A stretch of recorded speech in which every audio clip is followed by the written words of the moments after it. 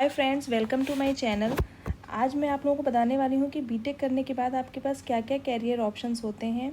आप किसी भी ब्रांच से करें। सबसे पहले हम लोग बात करेंगे प्राइवेट सेक्टर में क्या क्या जॉब अपॉर्चुनिटीज़ होती हैं। तो सबसे पहले बात करते हैं कैंपस प्लेसमेंट की। कैंपस प्लेसमेंट आपका तभी होता है जब आपका CGPA स्कोर अच्छा होता है, आपने अच्छे से कंपनी के बारे में पढ़ लिया होता है, आपने इंटरव्यू की अच्छे से प्रिपरेशन कर ली होती है, तो आपको 3 to 7 लाख की जॉब मिल जाती है।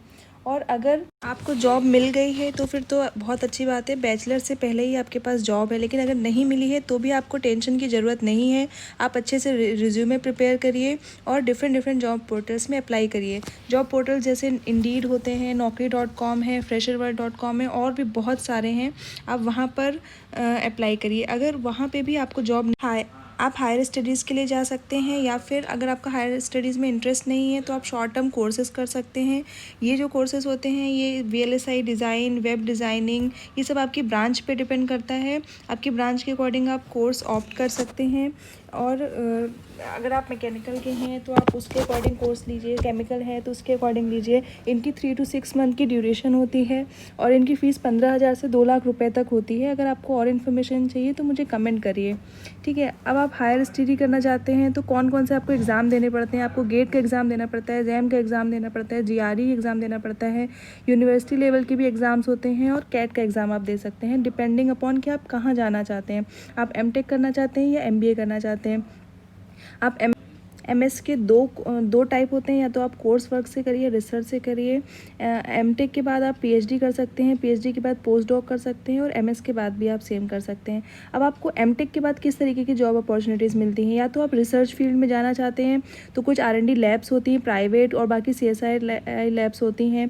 इनमें आपको 3 to 7 lakhs की जॉब मिल जाती है। इसके अलावा आप टीचिंग जॉब्स में अगर जाना चाहते हैं तो MTech के बाद आपको 25 से 60 हज़ार तक की मैक्सिमम जॉब मिलती है। अगर आप PhD और पोस्ट डॉक कर लेते हैं तो 1 to 2 लाख तक की पर मंथ आपको जॉब मिल जाती है। इसके अलावा आप PSU जॉब्स अगर करना चाहते हैं, UPSC एग्ज़ाम कुछ ब्रांचेस के लिए होता है, वो अब मैं आपको बता दूंगी। इसके अलावा अगर आपको MS करना है तो आप IISc बेंगलोर से कर सकते हैं।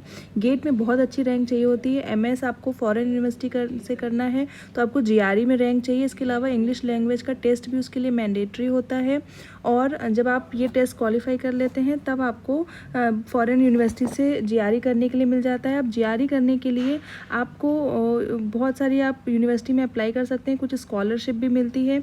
जैसे मान लीजिए आपने US में, UK में कहीं पे अप्लाई करा, लेकिन आपका मान लीजिए इंग्लिश में स्कोर अच्छा नहीं आया, तो आप जर्मनी के कॉलेज में अप्लाई कर देते हैं। वहाँ पे लो स्कोर पे भी एडमिशन मिल जाता है, बट आपको बहुत सारी फ़ीस लगती है अगर आप फॉरेन यूनिवर्सिटी से करते हैं। और अगर आप फॉरेन यूनिवर्सिटी से कर रहे हैं लेकिन आप उतना पे नहीं कर पा रहे हैं तो आप स्पॉन्सरशिप ले सकते हैं। स्पॉन्सरशिप लेने के लिए आपको डिफरेंट डिफरेंट कंपनीज़ के पोर्टल में जाके अप्लाई करना पड़ेगा। और अगर आपका CGPA अच्छा है और आपका सब कुछ ठीक लगेगा उनको, तो आपको स्पॉन्सरशिप दे देते हैं। सिमिलरली अगर आप MTech करते हैं, गेट में आपकी तो आप MTech में भी आपको स्कॉलरशिप मिलती है 12,400 पर मंथ। और PhD करते हैं अगर आप तो भी उसमें मिलती है 25,000 प्लस HRA।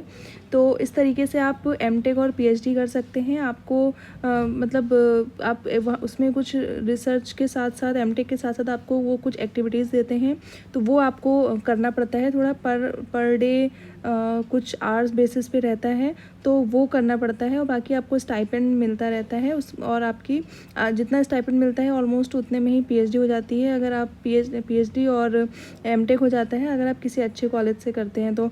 और अगर आपको मान लीजिए गेट में अच्छी रैंक नहीं आई है तो यूनिवर्सिटी लेवल के एग्ज़ाम्स आप जो देंगे, मान लीजिए आप AMU का एग्ज़ाम दे देते हैं, और ये इंद्रप्रस्थ यूनिवर्सिटी का एग्ज़ाम दे देते हैं, बहुत सारी यूनिवर्सिटीज़ हैं, तो वहाँ पे भी आपको ईज़िली एडमिशन मिल जाता है। तो आपके पास ये सारे ऑप्शन रहते हैं। आई होप फ्रेंड आपको मेरा, आप अभी भी कंफ्यूज हैं तो आप इस तरीके से सोचिए कि अगर आपकी टेक्निकल्स बहुत अच्छी हैं तो आप किसी स्पेसिफिक फील्ड के बारे में सीखना चाहते हैं तो आप MTech PhD करेंगे। अगर आपको लगता है कि आपको टेक्निकल्स कम पसंद है, आप बोर हो चुके हैं पढ़ के BTech में, तो आप MBA के लिए जाइए। उसमें आप लोगों को मैनेज करेंगे, पूरा मैनेजमेंट वाला काम रहता है उसमें। अगर आपको ये सब कोई भी स्ट्रगल नहीं करना, आपको कोई पढ़ाई नहीं करनी, कोई एग्ज़ाम नहीं देना है, तो आप सीधे सीधे जॉब में जाइए और आप अर्निंग स्टार्ट कर दीजिए और आप इंडिपेंडेंट हो जाइए। तो ये ऑप्शन रहता है। जॉब के टाइम पे भी आपको काफ़ी टाइम मिलता है कि आप सोच सकें कि आप आगे हायर स्टडी करना चाहते हैं, उसमें आपको बहुत एक्सपोज़र मिलता है, कल्चर समझ में आता है, तो वो कर सकते हैं। अगर आप अभी भी कंफ्यूज हैं तो आप जाइए, लोगों से बात करिए, इंटर्नशिप करिए, मिल जाता है। तो आपके पास ये सारे ऑप्शन रहते हैं। आई होप फ्रेंड आपको मेरा वीडियो पसंद आया होगा। अगर आप लोगों को और डिटेल चाहिए किसी भी कोर्स के बारे में, स्पेसिफिक किसी चीज़ के बारे में, तो आप मुझे कमेंट करिए, मैं उसके रिलेटेड वीडियो बनाऊंगी और आपको डिटेल में इन्फॉर्मेशन दूंगी। Thank you so much for watching my video. Bye bye and take care.